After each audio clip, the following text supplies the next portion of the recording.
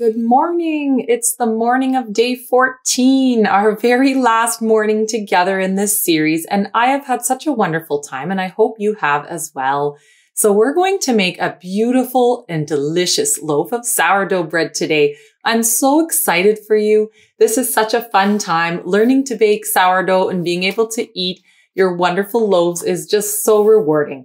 But I wanted to mention failure is the greatest teacher. So if today your loaf doesn't turn out exactly perfect, it'll give you the opportunity to learn from it and figure out how you can improve. So sometimes my loaves don't turn out perfect either, but I wanted to wish you luck today and tell you that I'll be here if you have any questions at all. So today I filmed part of the day using my sorghum starter and part using my brown rice starter. And this is because I made my first loaf with my sorghum starter, but I wanted those of you who are making a brown rice starter to also see what it looked like at that time when you're making a leaven. So for today, what you're going to do is follow along in the videos in the order that they're posted. So the first video is this one here, and you want to start this video once you have noticed that your starter has reached its peak activity. This video is going to show you how to replenish the starter that's going to then go into your refrigerator. The next video after this one will show you how to make your leaven. So make sure to set the 150 grams of starter aside, and the next video will tell you what to do with it. And don't worry, I'll let you know when it's time to set that aside. So let's get started. So we have a big day today. We're going to be mixing our leaven and we're going to be mixing our dough, and we will be baking it tomorrow or later on today, depending on how quickly your leaven peaks. So right now, I want to show you what we're going to do once your starter is ready. So once your starter has reached its peak activity that we talked about last time, then you're going to take your starter and you're going to use it to mix your leaven, and you're going to take what's left over to replenish your starter and replacing it into the refrigerator. So here's my Betty, and as you can see, it is at perfect peak rise. So this is the perfect time that we want to mix our leaven. It will give us the most possible rising power to our dough.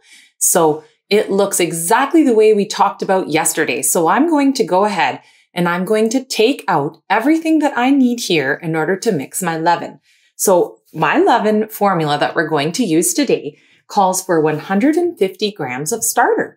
So I'll place my 150 grams of starter into a nice clean jar that I've labeled. This is the starter that we're using to mix our leaven. Then we're going to take the leftover starter and replenish it. So we're going to place this 150 grams of starter aside for now while we replenish our starter.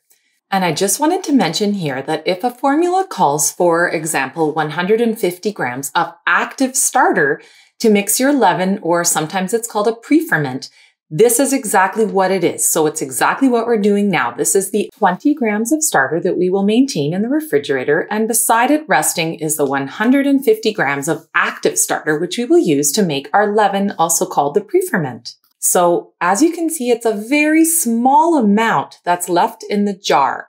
All we're going to leave in the jar is 20 grams. So we actually had a little more than 20 grams left, so I discarded a few grams. Now all we have left is this small amount, and that's all you need in order to maintain your starter. And in fact, I've recently started discarding all but 10 grams and only keeping 10 grams and replenishing with 50 grams of water and 50 grams of flour. And this has been working great too, and it gives you plenty of starter. And in this way, you don't have to feed it quite as much because we do a higher ratio of feed to starter, and we don't want to waste. So we're going to feed 20 grams of our starter, 100 grams of water, and 100 grams of flour. And in this way, we're having a ratio of 1 to 5 to 5. And we're going to have a less acidic environment for our starter, which, as we've learned, is going to be beneficial to us. And it will also allow us to be able to leave our starter in the refrigerator for at least a week without it becoming hungry. Because our fridge is only at 4 degrees Celsius, it is going to be slowing down the activity significantly. So keeping it in the refrigerator kind of allows it to go to sleep. However, it does go through the food, so it still is active. And if you're finding that with this 1 to 5 to 5 ratio, it's going through the food too fast, you can always increase the ratio. And here I'm showing that I have taken the starter and its feed out and placed it in a bowl to give it a mix. Some people will probably find this a lot easier and then replace it back into your jar. I love having a tall jar as it's easy to see where it's risen and fallen. However, it is difficult to mix, so the choice is up to you. And if you're now wondering, okay, so my starter is going to go into the refrigerator for a week, and then what? Don't worry, we're going to go through all of that as well today. I'm going to explain to you what to do once your starter has been in the refrigerator and you want to take it out and bake again. We will do that at the end of the day today. So once your starter has been replenished and really well mixed, you're going to put on the cover to your jar and of course place your elastic marker. It will become your new best friend. Once that's done, you're going to label your jar, and I like to label it with a few different things so I know exactly what it is. Your label should include the type of starter, the date of your last feed, and the ratio of your feed, or the amount of feed that you fed it.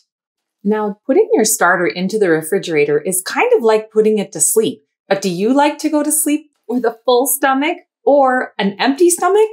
I don't like to either. So I like to think of the starter in that way as well. So I leave the starter on the counter for about an hour after I've replenished it. Then I place it into the refrigerator, kind of get it going a little bit, give it a chance to digest a little bit of the food, and then put it in. And I find that just makes it so much more successful. And finally, don't put your starter to bed hungry either. So if I was to have just taken that 20 grams, or say I thought, oh, I've got 70 grams extra, I'll just throw that into the refrigerator.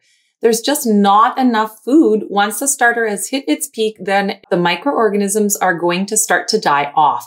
So never put your starter to bed hungry either. Always give it a bit of a replenishment. And once again, just like humans, give it a replenishment, a little rest, and a chill, and it'll be ready to work for you anytime you get the urge to bake sourdough.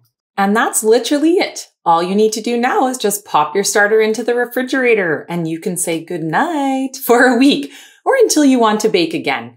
Mine never stays in the refrigerator quite that long as I am always baking.